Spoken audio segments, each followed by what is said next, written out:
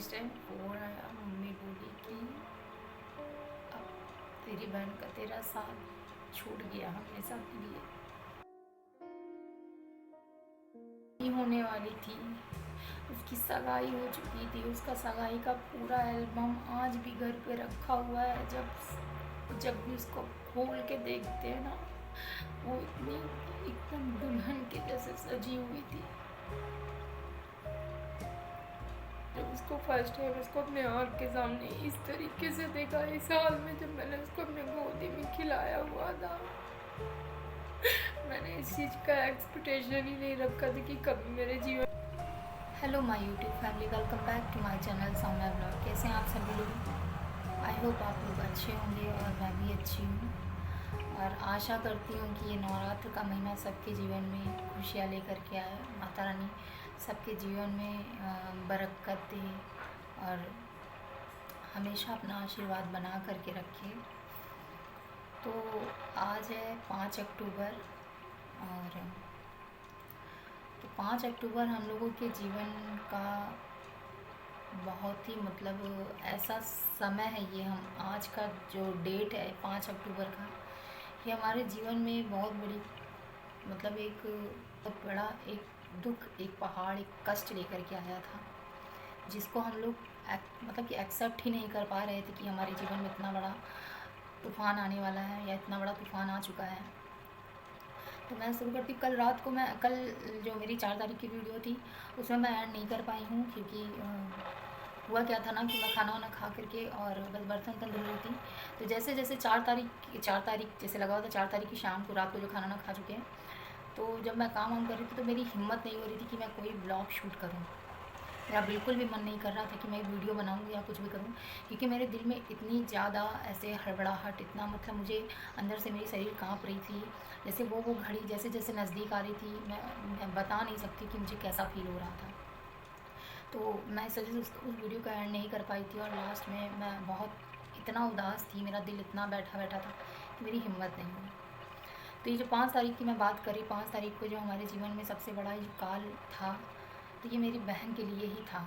और हम लोग उसका जाना हमारे जीवन में बहुत बड़ा कष्ट लेकर गया था, जिस चीज़ को हम लोग बिल्कुल भी उस चीज़ का सामना नहीं कर पाए थे। तो बात है 2022 की। और 2022 में नवरात्र इसी टाइम चल रहा था, जो कि 4 तारीख को नवमी थी और 5 तारीख को दसवीं थी। तो 4 तारीख की रात को नवमी थी, तो हम रात को वहाँ चले गए थे मम्मी के यहाँ, क्योंकि उस टाइम पापा की भी तबीयत ख़राब थी। वो दिल्ली से उसी टाइम आए हुए थे। उनके पैर का जो था तार वगैरह डाल करके जो भी उनकी नसें खुलना था, एक तरीके से वो सर्जरी हुई थी।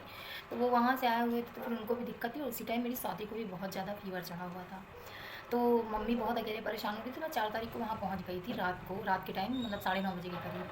जैसा कि उसने मुझे फ़ोन करके बोला था खुद से, मैं हो सकेगा तो अगर पॉसिबल रहा तो मैं उसका जो वर्डिंग है, वो जो बोली है, जिसके बारे में उसने मुझे खबर दी थी कि दीदी यहाँ एक लोग एक कविता नाम की है, वो डेथ कर गई है।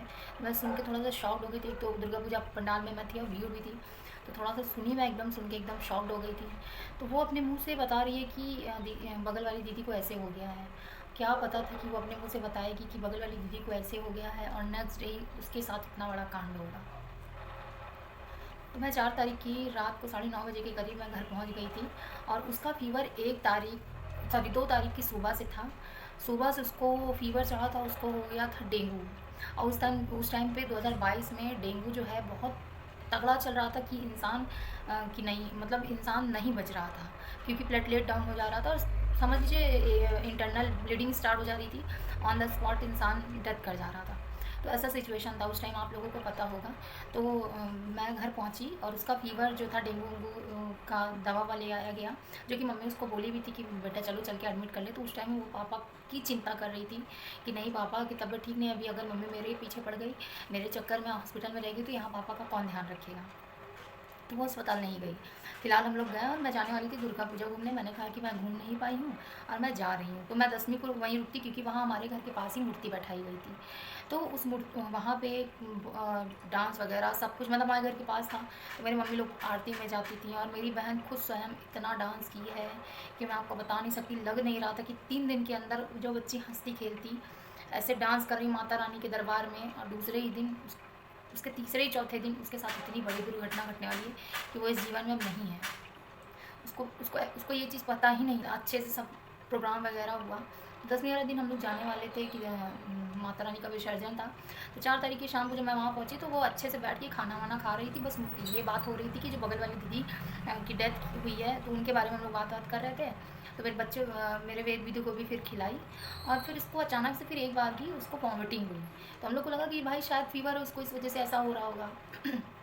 तो उसको दवा के लिए मम्मी बोली कि चलो आज चलते हैं जीजा के साथ, मेरे हस्बैंड के साथ, कि चलो चलते हैं दवा लेकर के आते हैं। तो बोले नहीं, जीजा से दवा मंगवा लो, हम नहीं जाएंगे। तो वहाँ पे वो एकदम अपने जिद पे थी कि नहीं मैं नहीं जाऊँगी, जाओ आप चल जाओ, या तो फिर जीजा को भेज दो, दवा लेते आए। तो मेरे हस्बैंड गया दवा लेकर के आया, उसको दे दिया और खाई वाई दवा, ठीक है। हम लोग 12:30 बजे तक सो गए। तो उस दिन इतनी बारिश हुई थी, इतनी रात को बारिश हुई थी। वो और साहिल को, मेरा भाई दुर्गा पूजा घूमने गया था, वो घर में नहीं था, और वो रात को वो 2 बजे के करीब आया था, ठीक है। और इतना बारिश हुई थी, वो भाई को फ़ोन करके कहती है कि क्योंकि इसको वॉमिटिंग हो गई थी, तो इस वजह से वो फ़ोन करके बोल रही थी कि साहिल जब आना तो तुम मेरे लिए मोमोज़ लेते आना। तो बारिश होने की वजह से सारी दुकान वगैरह भी थोड़ा सा बंद कर दी गई थी, और नवमी का लास्ट भी था। बारिश की वजह से भी लोग अपना बंद कर दिए दुकान, तो वो ऐसे ही चला आया। वो अंदर वाले कमरे में ही लेटी थी, वही हम सब लोग सो रहे थे। वो दरवाज़ा खोलने गई, उसको 12:30 बजे के बाद से वॉमिटिंग, लूज मोशन सब होने लगा, ठीक है। वो हम लोगों से नहीं बताई। फिर वो दरवाज़ा खोली, साहिल को बोली भी, उसकी चिंता देखो कितनी थी, कि वो बोली कि कपड़ा उतार लो साहिल, चल के मेरे ही रूम में सो जाओ, वहाँ फैन नहीं चला, तुम्हारा फीवर आ जाएगा। तो वैसा ही उसने किया, वो जा करके उसी कमरे में सो गया, ठीक है। उस टाइम थोड़ा सा मौसम भी अच्छा ही था, तो वो सो गया वहाँ पे। रात को उसको 3 बजे के करीब इतनी ज़्यादा, मतलब कि जैसे वो पूरा हाथ पर एकदम ठंडा पड़ गया था, हाथ पर एकदम ठंडा पड़ गया था, उसका बीपी बहुत डाउन हो गया था। वो हम लोगों के पास आई पूरी काँपती आवाज़ में, मम्मी एकदम से हड़बड़ा के उठी, मैं भी उठ गई, और हम लोग देखे उसका हाथ छू रहा है, उसका हाथ एकदम से ठंडा, और पैर भी एकदम ठंडा। मैं उसका पैर पैर मलने लगी। मम्मी एकदम तुरंत घबरा गई, कह रही कि नहीं हमको, बस हम लेके जा रहे। 3 साढ़े 3 बज रहे थे उस टाइम। मैंने ब्लैक टी बनाई, मम्मी बोली कि मेरे लिए जल्दी से ब्लैक टी बना दो, साथ ही पी ले, मैं भी, और फिर हम लोग लेकर के जाएँ। मैंने तुरंत ब्लैक टी बनाया, और मैंने उसको भी दिया और मम्मी को भी दिया, लेकिन वो नहीं पी ब्लैक टी। वो बोली नहीं मेरा मन नहीं कर रहा है। बस घर से निकलते टाइम माता रानी जहाँ पे पूजा करते हैं, तो वहाँ पे वो सिरदा पड़ी, और सिरदा पड़ के वो रोने लगी थी वहाँ पे। वो सिरदा पड़ के वहाँ पे रोने लगी थी, और माता रानी से बस यही बोल रही थी कि क्या हो गया है मुझे। और मैं उसको तुरंत उठाई, मैंने कहा नहीं ऐसे नहीं रोते, क्योंकि हम लोग इस चीज़ का अंदाज़ा ही नहीं लगा पाए थे कि उसके साथ इतनी बड़ी दुर्घटना होने वाली है। तो वो वहाँ से उठी और उठ के बस चलने लगी। वो दुपट्टा नहीं ली थी अपने शरीर पे। तो निकलते टाइम मेरे वहाँ कुर्सी रखी हुई है, तो मेरा दुपट्टा सब लोगों का रखा हुआ था। तो वहाँ से मेरे हाथ में एक सफ़ेद दुपट्टा ही आया, जो मैंने उसके कंधे में ऐसे रख दिया। मम्मी उधर से टॉयलेट की तरफ से आई, तुरंत उसके शरीर से वाइट दुपट्टा हटा करके फेंकी, और उसका जो एक सूट पहनी थी उसमें का सेट का वो दुपट्टा उड़ा दी।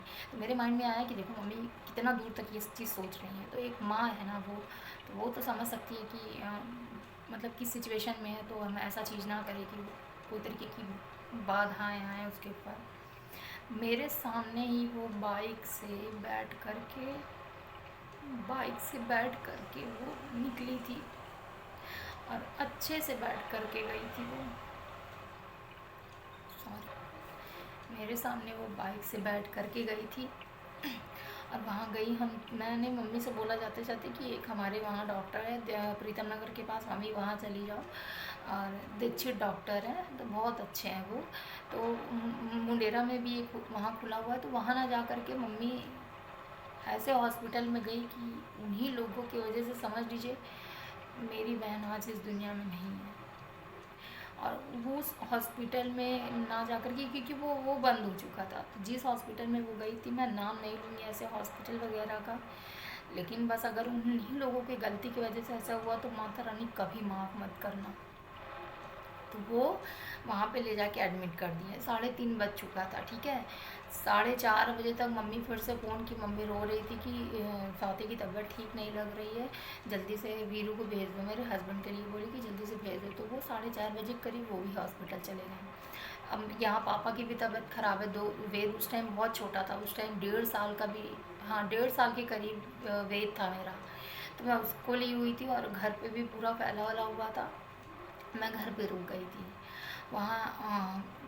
जो मेन डॉक्टर थे, मम्मी उनको बार बार फ़ोन करके बुला रही थी, वो नहीं आए। वो अपने जूनियर डॉक्टर को दिखवाए थे, और जूनियर डॉक्टर को दिखाते ही रहे, बज गया सुबह के 8:30। मम्मी घर रोते रोते आई थी उस टाइम, इतना रोई थी। जहाँ माता रानी की, दुर्गा जी की मूर्ति थी, वहाँ पे वो इतना रोई हैं, इतना रोई हैं। घर पे भी आकर के वो इतना बिलख करके रोई हैं कि मैं आपको बता नहीं सकती। मुझे उस टाइम ये फील हो रहा था कि इतना रो क्यों रही हैं, अरे ठीक हो जाएगी, डेंगू हुआ है, कोई प्रॉब्लम की बात नहीं।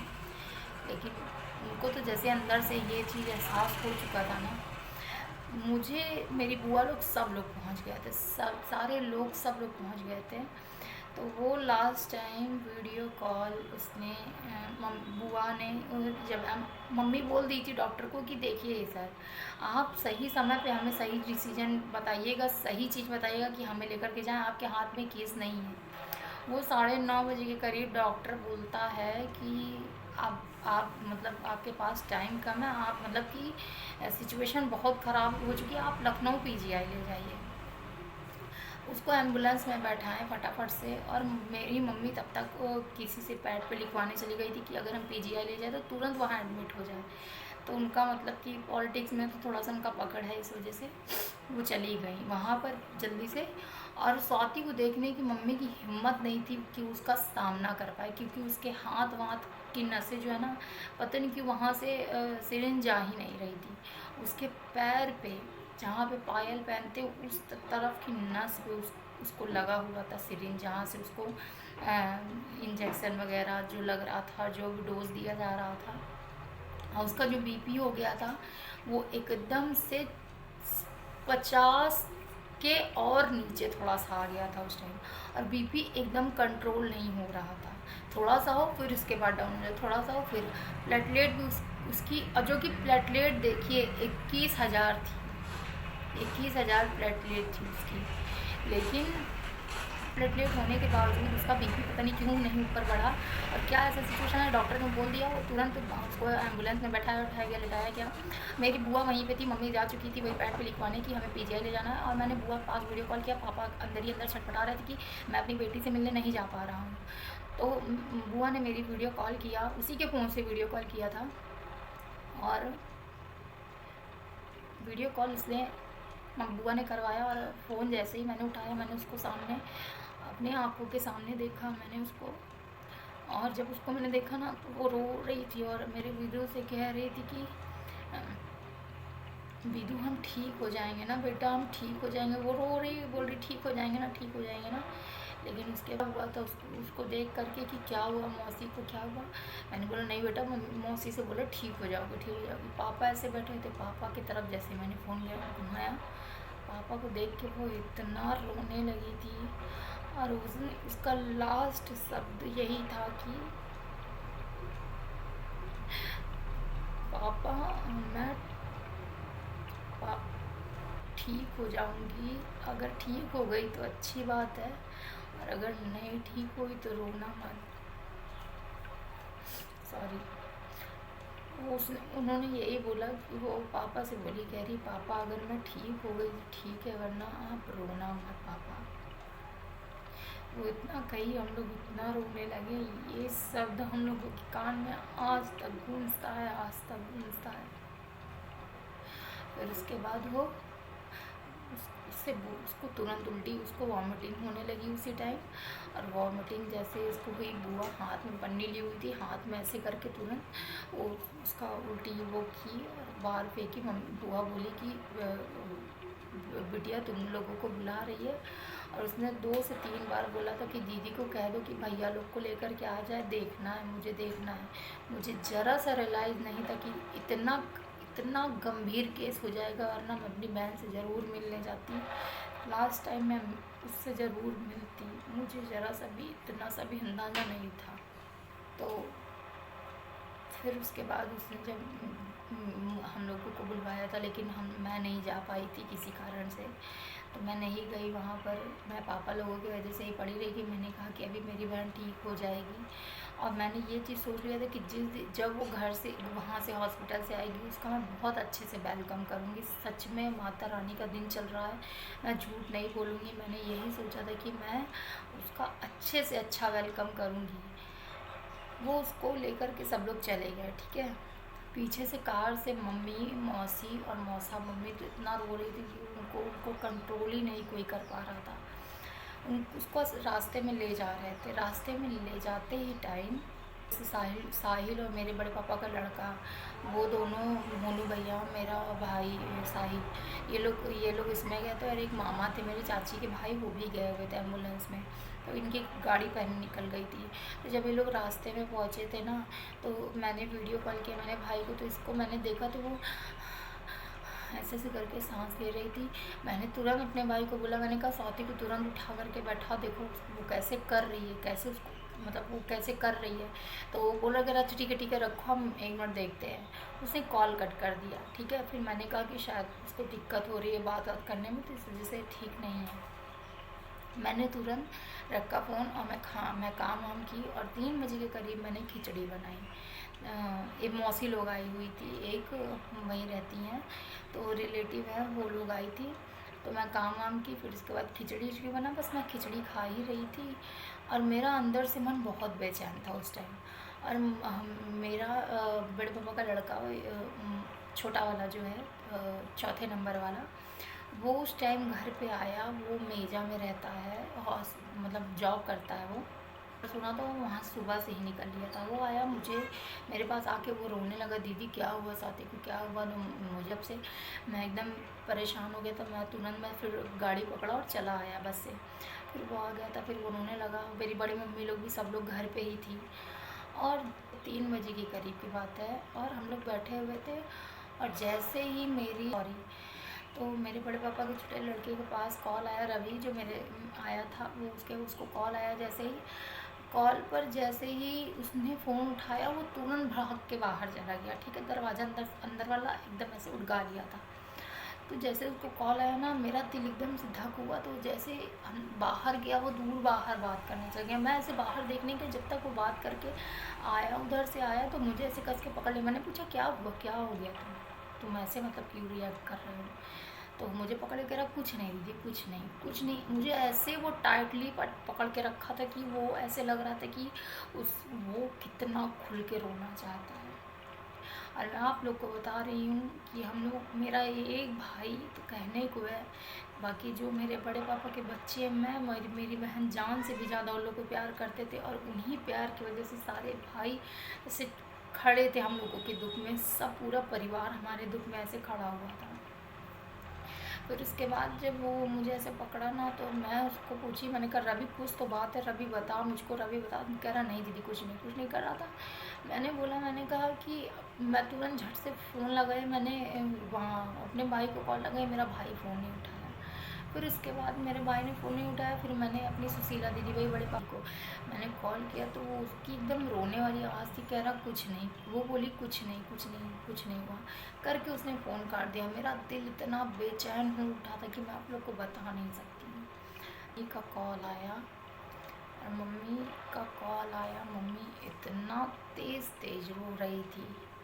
और मम्मी फ़ोन करके कहती है कि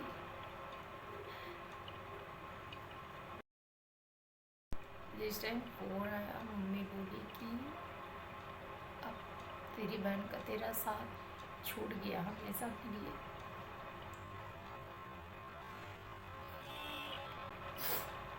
उस टाइम आप लोग नहीं समझ सकते कि मुझे कैसा फील हुआ होगा। और माता रानी के जगह पे जो जो चीज़ मम्मी लोग ने चढ़ाया था, मेरा इतना दिल फट चुका था माता रानी से। मैं सारा सामान मैं बिखेर के रख दी थी, क्योंकि मैं एक्सेप्ट नहीं कर पाई थी इस बात को कि इतना बड़ा जो ये मैं सुन रही हूँ, क्या ये सच है। तेरे आगे माता रानी वो शीश झुका के गई थी, बोल कर के गई थी कि माता रानी क्या हो गया। मैं तो यही सोची थी कि ठीक होकर के आएगी, लेकिन ऐसा कुछ नहीं किया था माता रानी ने। तो उस टाइम मुझे बहुत अजीब फील हुआ। मैंने सारा मंदिर का वो कर दिया था। और फिर एक जैसे धड़कन से चूँकि मैंने तुरंत फ़ोन किया अपने अभी, उसकी इतनी रोने की आवाज़ आ रही थी। फिर उसके बाद मैंने अपने बड़े भाई को फ़ोन किया, मेरे बड़े पापा का लड़का जो मुन्नू भाई गया हुआ था। वो बंदा उसके मैंने आँख में कभी आंसू नहीं देखा था, कभी भी आंसू नहीं देखा था।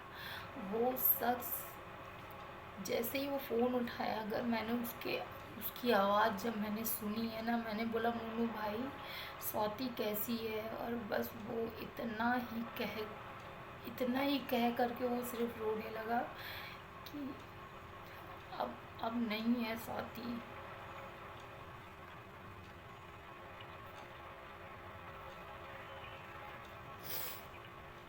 उसने बोला कि अब नहीं है स्वाति। मैंने तुरंत फ़ोन कट किया, और उसके बाद मेरी आत्मा जानती है कि मैंने कैसे फील किया होगा उस चीज़ को। और उसके बाद बहुत घर में इतना ज़्यादा बवंडर तरीके से फैल गया था, ऐसे पूरा सब कुछ तहस नहस हो चुका था। ऐसे लगता जीवन में अब कुछ नहीं रहा, अब सब कुछ ख़त्म हो चुका। और 10वीं का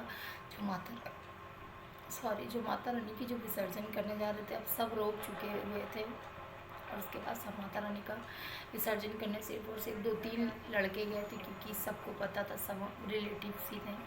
तो 2-3 लोग गए हैं और विसर्जन माता रानी करके चले आए हैं। जैसे जैसे शाम होने लगी, जैसे जैसे टाइम बीतने लगा, उसके आने का समय, ऐसे कहते नहीं कि जब कभी कभी भगवान भी किसी को किसी से छीन के रो देता है। सेम सिचुएशन हुआ था जब उसकी गाड़ी इलाहाबाद टच कर चुकी थी। इतनी ज़्यादा बारिश हो रही थी, बारिश इस कदर की थी, सब यही कह रहे थे जैसे आज भगवान भी रो दिया है उसके दुनिया से जाने से। क्योंकि आप इस चीज़ को एक्सेप्ट कर ही नहीं सकते हो कि आप दुनिया में सबको जाना है, लेकिन एक जो टाइम से जाता है ना, उस पर सही लगता है कि हाँ इनका बन गया। लेकिन अगर किसी का संसार ही उजड़ गया, उसकी शादी होने वाली थी, उसकी सगाई हो चुकी थी, उसका सगाई का पूरा एल्बम आज भी घर पे रखा हुआ है, जब भी उसको खोल के देखते हैं ना, वो इतनी एकदम दुल्हन के जैसे सजी हुई थी।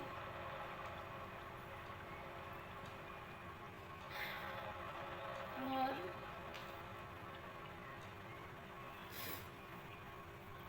दुल्हन के जैसे सजी हुई थी, आज भी उसका एल्बम घर पे रखा हुआ है।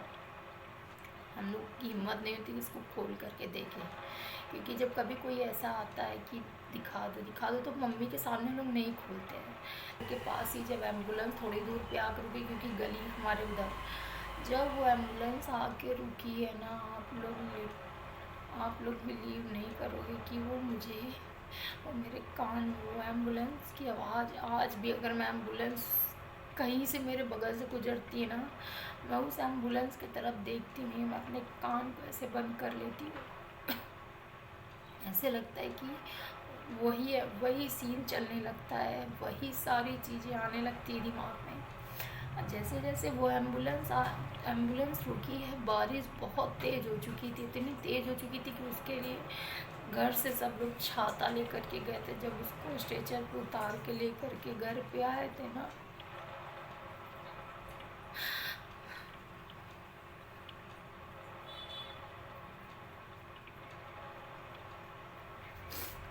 जब उसको स्ट्रेचर पे उतार के घर पे लेकर के आए थे, जब मैं उसको फर्स्ट टाइम देखी थी, फर्स्ट टाइम देख करके मेरी आत्मा कैसे रोई थी।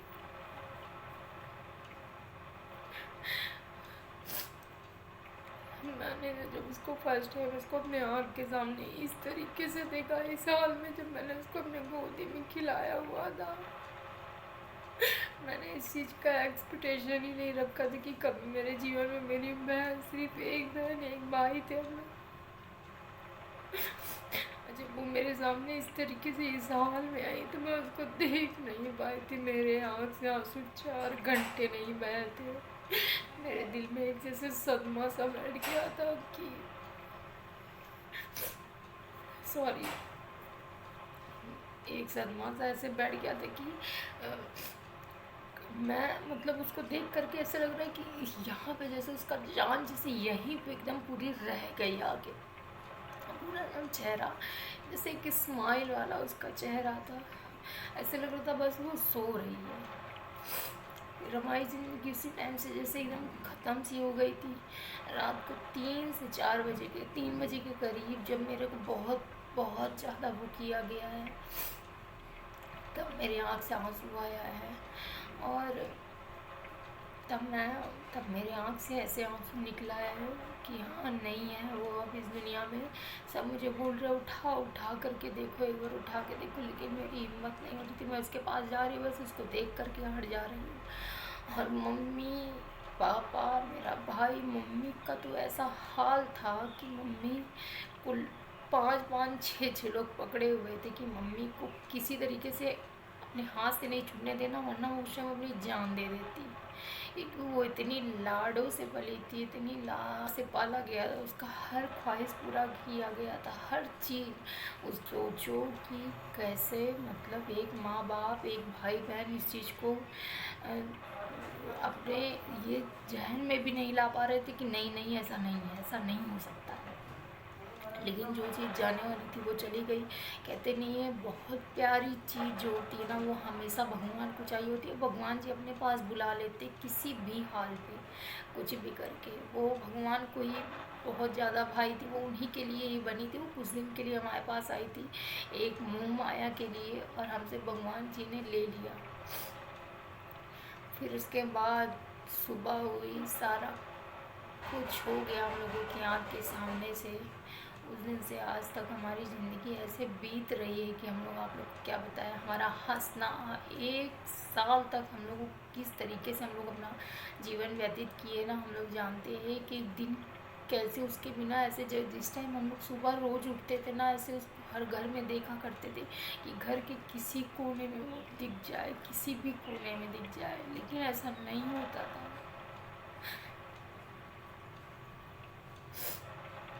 ऐसा नहीं होता था। रहने की वजह से थोड़ा सा एक वो रहता था, जैसे जिस दिन वो लोग ने घर से कदम निकाला ना, ऐसे घर जैसे एकदम वीरान लगने लगा था। क्योंकि वो लोगों के होने से बच्चियाँ भी थी और सब बच्चे भी थे, तो घर भरा भरा था। उसके बाद जब सब चले गए तो सब जैसे ख़त्म सा हो गया था। ऐसे ही जीवन बीतता गया, हंसना रोना ऐसे ही लगा रहा। हर दुख में, हर सुख में। ऐसा नहीं है कि हम अगर कोई सुख का काम कर रहे हैं, कुछ ऐसा कर रहे हैं, उसको याद नहीं करते। हाँ, मैं रिकॉर्ड भले नहीं कर पाती हूँ उस मोमेंट को, क्योंकि मुझे नहीं अच्छा लगता है कि मैं ऐसे कैमरा लेकर के खड़ी हो जाऊँ। क्योंकि उस दिन माता रानी की भी जब वहाँ मम्मी मूर्ति स्थापित कर रही थी ना, तो वहाँ पे भी सब लोग याद किए थे। और मैं जब वहाँ गाना बजाना हो रहा था, बस दिल में यही आ रहा था कि अभी होती तो कितनी खुश होती वो। और आज 5 अक्टूबर है, और मेरा इतना दिल मेरा बैठा बैठा था, और मेरा कुछ हिम्मत नहीं कर रहा था मैं कुछ वीडियो शूट करूं। तो इसी वजह से मुझे लगा कि मैं आप लोगों के साथ ये चीज़ शेयर करूं। आप लोग का भी जानने का पूरा हक है, हम लोगों की ज़िंदगी की कहानियाँ। मेरी बहन हमारे जीवन में नहीं है, क्यों नहीं है, किस वजह से नहीं है, उस डॉक्टर की लापरवाही की वजह से नहीं है। अगर वो डॉक्टर सही समय बता दिया होता तो हम लोग दूसरे हॉस्पिटल लेकर के चले जाते, लेकिन ऐसा कुछ भी नहीं किया उस डॉक्टर ने। इतना घटिया डॉक्टर था। माता रानी चाहेंगी ना, उसको हम लोगों की तरफ से बहुत बुरी बद्दुआ लगेगी। जिस तरीके से मैंने अपनी बहन को खोया है ना, मेरा दिल जानता है कि मैं किस तरीके से, मैं, मेरी मम्मी, मेरे पापा, भाई किस तरीके से रहते हैं। मेरे बच्चों के ऊपर से एक मौसी का साया था। कहते माँ माँ मरे तो मौसी जिया है, तो वो मौसी वही थी जो अब दोनों को अपने दिल और जान से ज़्यादा प्यार करती थी। अगर मैं ज़रा से भी ये लोगों को मार देती थी तो मुझे उल्टा वो दौड़ाती थी, मारती थी, बोलती थी पागल हो गई क्या, बच्चों को मारती। बहुत मेरे को चिल्लाती थी वो कि बच्चों को नहीं करना। और ख़ासतौर विदु तो उसका पूरा लाडला बेटा था वो। लास्ट टाइम जाते जाते वो यही बोली थी कि मिल लो, लेकिन नहीं,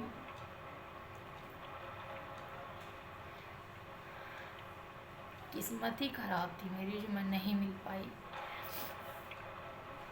तो मैं बस ये वीडियो यहीं पे एंड करती हूँ, क्योंकि वीडियो भी बहुत लंबी हो जाएगी और भी बहुत सारी चीज़ें हैं, तो मैं बताऊँगी आप लोगों को कभी। तो यही सारी कहानियाँ थी, और भी अभी कुछ ऐसा रहा शेयर करने वाली चीज़ें तो मैं शेयर करूँगी। तो आज वही 5 अक्टूबर है, और आज के ही दिन वो 3 बजे हैं, अभी दोपहर के 3 बज के मैं आप लोग को दिखाती हूँ। ये 3:30 हो गए हैं, 3:15 हो गया। यही वो घड़ी थी जो हमारे लिए बहुत ही भारी थी, हद से ज़्यादा भारी थी। और अभी भी मेरा दिल इतना बैठा है। मैंने मम्मी से अभी थोड़ी देर पहले बात की है। मैंने घर वालों को बोला है, साहिल को भी बोला, और मेरी भांजी लोग भी है वहाँ पे। मैंने उन लोग को बोला तुम लोग मम्मी लोग के पास रहना। उन लोगों को आज का दिन ये याद मत आने देना कि आज के दिन ऐसा कुछ हुआ है। पता नहीं शाम तक शायद वो ये चीज़ रियलाइज़ हो जाए उनको। कल से मेरा मन बहुत बैठा है। मम्मी गिर गई थी तो उनकी भी थोड़ा तबीयत ठीक नहीं है, लेकिन बाकी अभी वो नॉर्मल होकर के बात की, बस मुझे तसल्ली है, वरना मुझे और घबराहट होने लगती। और हो सकता है अभी मैं शाम को घर जाऊं, क्योंकि मुझे कुछ काम है, किसी कोई बहुत ज़रूरी काम था, इस वजह से मुझे जाना पड़ेगा। जाऊंगी, मैं मिल करके आऊँगी, थोड़ा सा शूट करूँगी वहाँ का, आप लोग भी देख लीजिएगा। नेक्स्ट ब्लॉग में आप लोगों को दिख जाएगा, क्योंकि ये वीडियो बहुत लेंदी हो जाएगी। तो बस मैं यही दुआ करती हूँ कि आप लोग अपने भाई बहन से हमेशा प्यार बना करके रखिए, क्योंकि ये भाई बहन का जो साथ होता है, माँ बाप के जाने के बाद जो भाई बहन का साथ होता है ना, बहुत ज़रूरी होता है। मेरा सिर्फ़ और सिर्फ एक भाई है। मैं बहुत खुशनसीब हूँ कि मेरे पास भाई है, लेकिन जो कहते नहीं कि बहन का एक अलग ही वो होता है, वो अब मेरे पास नहीं है। तो आप लोग हमेशा अपने भाई बहन में प्यार बना करके रखिए, हमेशा खुश रहिए। और किसी को भी कोई दिक्कत होती तो अच्छे से अच्छे अस्पताल में लेके जाइए और उनका अच्छे से ट्रीटमेंट करवाइए। मेरे तरीके और भी किसी घर में ऐसा दिन ना देखने को मिले। बाकी जिसकी किस्मत में जो भी होगा वो तो हो के रहेगा, चाहे जो भी कर ले, लेकिन जो अपना फ़र्ज़ है उसको हम पूरा ज़रूर करें। इसीलिए मैं डरती रहती कि किसी को भी कुछ होता तो बस ये लगता तुरंत हॉस्पिटल ले चलो, तुरंत ले चलो। तो मैं आशा करती हूँ कि आप लोग मेरी ये पूरी स्टोरी मेरी बहन की आप लोग सुने होंगे, और ब्लेसिंग आप लोग दीजिएगा मेरी बहन को कि वो जहाँ भी वो जन्म ली हो, जिस घर भी वो जन्म ली हो, वो इतनी खुशी से होगी कि, क्योंकि उसके लाइफ में बहुत सारी ऐसी ऐसी परेशानियाँ आई हैं ना, किसी औरों के वजह से इतनी ज़्यादा वो परेशान रह चुकी है कि मैं आप लोग को क्या बताऊँ। तो अभी जहाँ भी आप लोग ब्लेसिंग दीजिएगा कि वो हमेशा खुश रहे, उसके जीवन में खुशियाँ ही खुशियाँ भरे। मैं ये भगवान से प्रे करती हूँ। और बस मिलते हैं आप लोगों से नेक्स्ट ब्लॉग में, और ढेर सारा प्यार दीजिएगा। आप लोग अपना प्यार बना के रखिएगा, और मेरी बहन को ढेर सारा ब्लेसिंग दीजिएगा।